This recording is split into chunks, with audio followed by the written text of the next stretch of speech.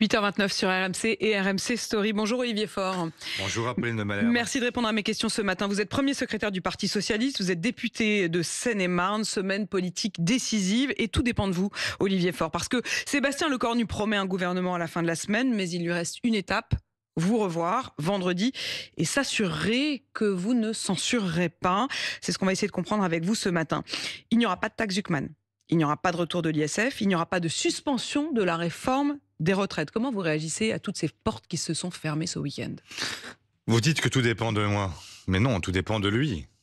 Tout dépend de sa capacité à entendre ce que les Français lui ont dit. Je rappelle qu'il y a un an, les Français n'ont pas donné de majorité absolue à qui que ce soit, mais ils ont donné une priorité à la gauche.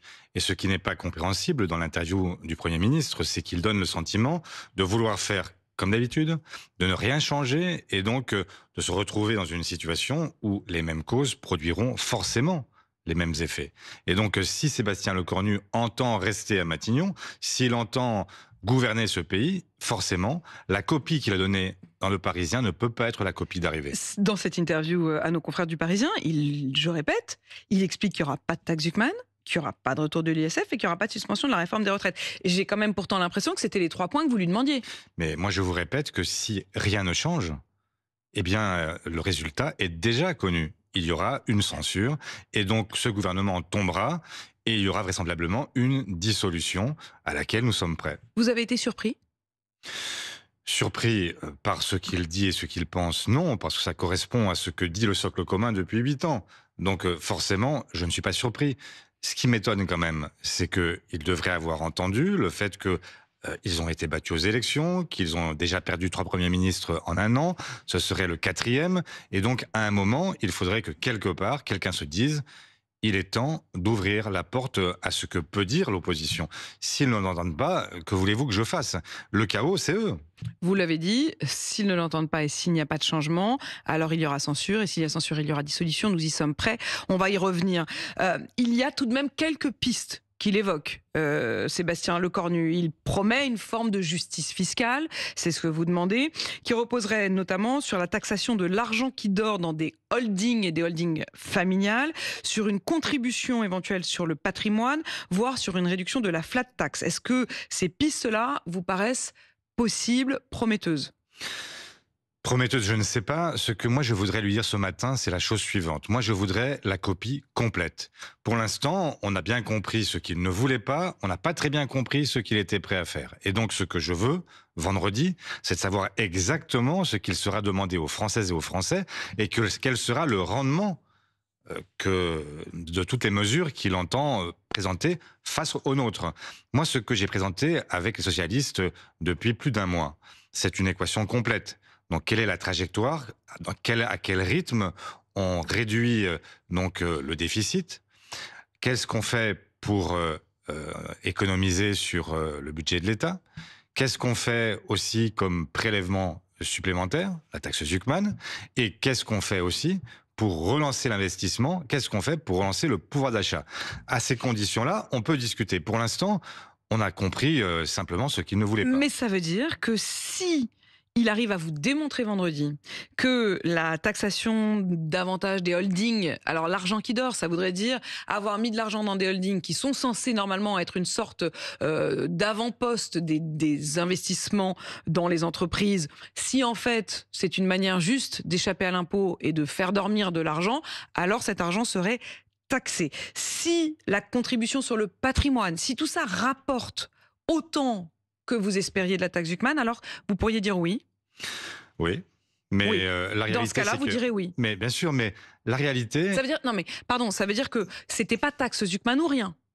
Non, ça veut dire que je veux de l'argent qui permette d'épargner les Françaises et les Français, de la classe moyenne et des classes populaires. Parce que ce que les ultra-riches ne payent pas, ce sont tous les autres qui le payent.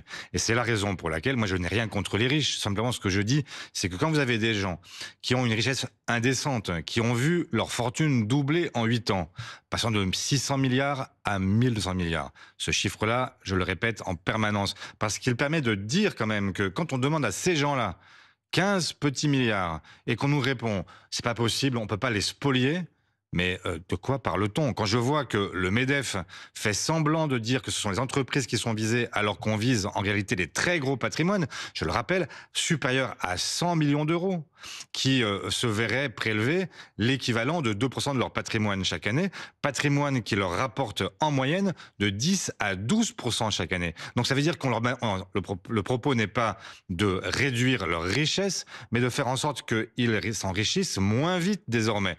Donc on est Ça très vous a très loin de la surpris aussi spoliation. le MEDEF qui dit nous sommes en réalité les nouveaux insoumis et qui appelle même à une mobilisation et à un grand meeting le 13 octobre.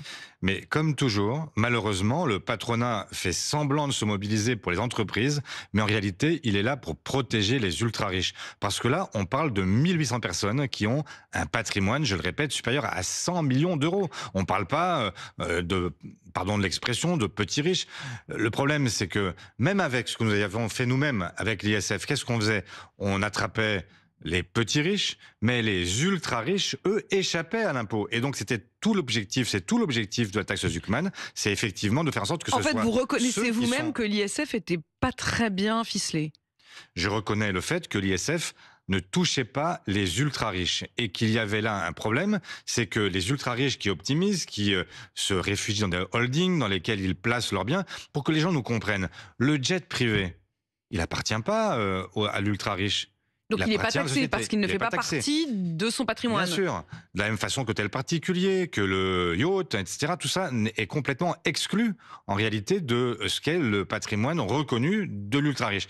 De la même façon que les SAF des revenus qui sont des revenus très faibles par rapport au montant de leur fortune, pour justement ne payer que très peu d'impôts sur le revenu, et que ça donne tout ça au final. On a un impôt en France qui est normalement progressif. Plus vous êtes riche, plus vous payez. Eh bien, avec les ultra riches, c'est l'inverse. Il est dégressif. Olivier Faure, comment on fait pour que les Français gagnent mieux leur vie? Rapprocher le net du brut, voilà aussi une des promesses de Sébastien Lecornu. Est-ce que là-dessus vous êtes d'accord et est-ce que vous avez des pistes? Mais on avait des pistes, on a proposé 6 milliards d'euros pour tous ceux qui sont en dessous de la médiane. C'est-à-dire qu'en fait, tous ceux qui gagnent moins de 1 920 euros net par mois verraient leur revenu augmenter entre 900 et 1 500 euros C'était la par an. suppression de la CSG sur C'est pas la ces suppression de la salaires-là. CSG, c'est un taux différencié de CSG qui permet de distinguer entre les revenus et donc de faire en sorte qu'il y ait des gains immédiats et qui soient donc et qui soient gagés, en fait, puisque en fait c'est de l'argent en moins pour la protection sociale et donc la taxe Zuckman venait justement gager ces efforts que nous faisons en direction des salariés. On l'a dit, Olivier Faure, vous verrez le Premier ministre vendredi. Est-ce que c'est le rendez-vous de la dernière chance? Oui. Il n'y en aura pas d'autre, ça. Vous dites c'est à prendre ou à laisser. Vendredi, soit il nous convainc, soit il est censuré. C'est simple. Jeudi, les Français vont à nouveau manifester. Vraisemblablement, dans Vous y des serez? conditions, j'y serai, comme la dernière fois. Et donc, qui vont manifester. Et rappelez-vous qu'on a eu entre 500 000 selon la police, 1 million selon les organisateurs. Enfin bref, une grosse manifestation assez inédite dans la mesure où il n'y avait plus de projet sur la table et que le Premier ministre venait même de dire que les jours fériés ne seraient plus retirés, 2 jours fériés ne seraient plus retirés. Et donc cette mobilisation importante manifeste quelque chose qu'il faut entendre. Il y a une forme d'exaspération dans ce pays et il y a la volonté d'aboutir à plus de justice fiscale. Le Donc lendemain, vous voyez le Premier ministre. Le lendemain, les syndicats, sous la forme de l'intersyndicale, seront réunis et seront donc reçus ensemble par le Premier ministre. Est-ce que c'est de bon augure que le rendez-vous avec vous soit effectivement le lendemain et justement dans la foulée des syndicats? Est-ce que ça veut dire que déjà, au moins sur la forme, il a compris quelque chose, le Premier ministre, d'après vous? En tout cas, ce qu'il doit comprendre, c'est qu'il y a aujourd'hui des gens qui défendent le monde salarié, qui défendent aussi les petites entreprises, qui défendent aussi celles et ceux qui se battent et qui travaillent et qui ne veulent pas être ceux qui subissent les rentiers. Et donc, nous devons aujourd'hui être en mesure de dire que, effectivement, si des efforts doivent être produits, ils doivent d'abord reposer sur la rente, sur la spéculation, sur ceux qui, aujourd'hui, se comportent comme les assistés de la République. Olivier Faure, l'un des proches de Sébastien Lecornu, dit dans la presse ce matin, il faudra accorder une victoire au PS. Est-ce que vous voyez cette victoire venir? Mais je ne sais pas, moi je ne veux pas une victoire pour le PS, hein, c'est pas le sujet. En gros, ce qu'ils sont en train de dire, Non c'est mais qu'il faudra que vous puissiez sauver la face je veux pas pour sauver vous la face. permettre de ne pas Mais censurer. c'est Est-ce là où que ils c'est se là qu'il y a un trompent. grand malentendu Mais il avec y a un eux? grand malentendu. Je passais ma journée d'hier, j'ai fait les vides-greniers dans ma circonscription. Et donc, Quand bien vous vous fasse. imaginez, voilà, des centaines de gens qui viennent me parler, etc. Qu'est-ce qu'ils me disent? Ils me disent non pas on veut sauver qui que ce soit, ils disent faites en sorte que cette semaine, quand vous verrez le Premier ministre, eh bien, il y ait enfin un renouveau, un espoir qui permette à nous, qui sommes des gens très ordinaires, de voir un peu de lumière, parce que ça fait quand même Mais longtemps qu'on a l'impression que ce pays est la entré dans la lumière, dépression. Voilà. c'est de taxer davantage les riches ou c'est de faire en sorte que eux gagnent davantage? Ah mais c'est de faire que eux gagnent davantage. Mais vous l'avez bien compris aussi, c'est que si vous voulez que l'immense majorité gagne davantage, il faut qu'elle soit moins prélevée. Et donc, tous les impôts qui étaient prévus par François Bayrou, d'ailleurs avec le gel du barème de l'impôt sur le revenu, qui aurait fait rentrer des ménages dans l'impôt sur le revenu, qui aurait augmenté les impôts de tout le monde, sauf pour les ultra-riches, eh bien, la question qu'il pose, c'est de savoir si eux vont être à nouveau les dindons de cette mauvaise farce, ou si, justement, on va chercher l'argent du désendettement et de la capacité de nos services publics à fonctionner chez celles et ceux qui se sont beaucoup enrichis et qui ont les moyens Est-ce de que les venir en aide à tout le dindons de monde. la farce, comme vous dites, ce n'est pas vous, les socialistes? En tout cas, c'est ce que considère Jean-Luc Mélenchon. Il l'a écrit ce week-end. Il a bien trimballé les nigauds. Il, c'est Sébastien Lecornu, et les nigauds, c'est vous. Il ne leur donnera rien, de l'espoir non plus, car il dit renoncer à débaucher des candidats ministres dans les groupes politiques qui ne soutiendraient pas le gouvernement. Adieu vos vaches et volailles à plumer pour Brun et Gage, par exemple, députés socialistes. Non mais vous l'avez compris, moi je ne commande plus les excès de langage de Jean-Luc Mélenchon qui croit que il n'est ni prose ni vers, il est simplement dans une forme de démagogie permanente. Et ce que je fais moi, c'est que à chaque instant, je cherche des solutions. Je pourrais moi aussi faire un grand numéro de ils sont méchants, ils sont la droite, etc. Et on n'avancera pas. Moi, ce que je veux au contraire, c'est qu'à chaque étape, nous puissions essayer de trouver des solutions pour les Françaises et les Français. Si nous ne les trouvons pas, nous censurerons. Si nous les trouvons, nous maintiendrons. Voilà, c'est tout. C'est aussi simple que ça. La première motion de censure, elle sera déposée par les Insoumis. Ils l'ont déjà annoncé. Si, après le rendez-vous de vendredi, vous en ressortez bredouille, vous avez l'impression de ne pas avoir été entendu, que même sur cette histoire de taxer l'argent qui dort dans les holdings, il n'a pas le compte, alors vous pourriez vous associer à la motion de censure des Insoumis? Mais nous verrons, et si le compte n'y est pas, nous déposerons une motion de censure. Votre propre motion de censure? Bien sûr, et nous prendrons nos responsabilités, nous ferons en sorte que eh bien, ce gouvernement tombe s'il ne veut pas entendre ce que lui disent les Français. Ça veut dire que vous préférerez avoir votre motion de censure que vous vous associez à celle d'LFI? Mais je ne sais pas ce que dira la motion de censure des LFI, je sais par contre ce que nous dirons. Nous dirons que nous avions un projet concret, ce que n'a pas fait LFI, il n'a pas fait cet effort-là. Il faut que dans l'année et demie qui vient, nous sachions dire comment est-ce qu'on va à l'élection présidentielle. Et nous avons posé sur la table un projet qui est parfaitement défini, avec une trajectoire budgétaire, avec des économies, avec aussi des nouvelles recettes, et puis un plan de relance. Vous n'avez plus rien à voir avec LFI. Etc. En fait, vous n'avez plus rien à voir avec LFI. Mais Ça suffit de vous en parler, quoi. Il n'y a plus rien.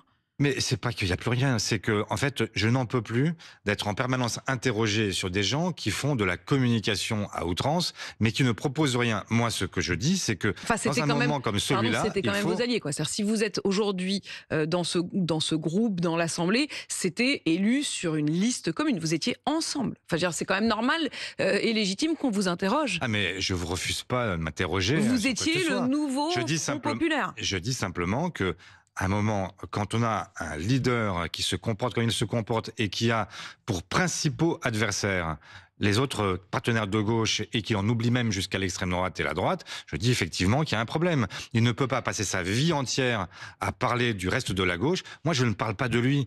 Ça ne m'intéresse pas. Je ne suis pas en train de chercher. Et c'est vrai qu'il a passé le week-end à parler de vous les nigauds, le ramassis de vieux sectaros cassoulets. Oui, mais moi, je ne cherche pas à antagoniser la gauche. Je cherche à dire qu'il y a un chemin possible pour la France et c'est très différent. Avez-vous vu une différence entre Sébastien Lecornu et François Bayrou?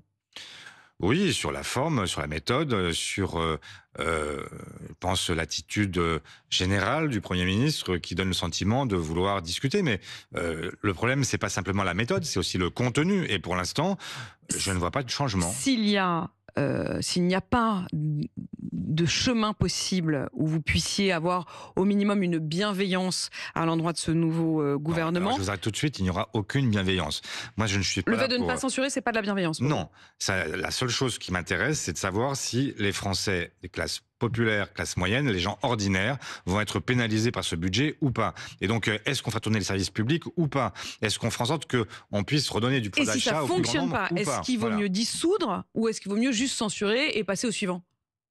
Moi, je pense que dans ces cas-là, c'est le président de la République qui décide, mais peut-être que la dissolution sera le seul moyen d'arriver à remettre les compteurs à zéro. Plutôt que de passer au suivant. Et si c'est pour que le suivant revienne et nous dise la même chose que le précédent, ça sert à rien. Olivier Faure, vous avez compris, vous, le jugement contre Nicolas Sarkozy?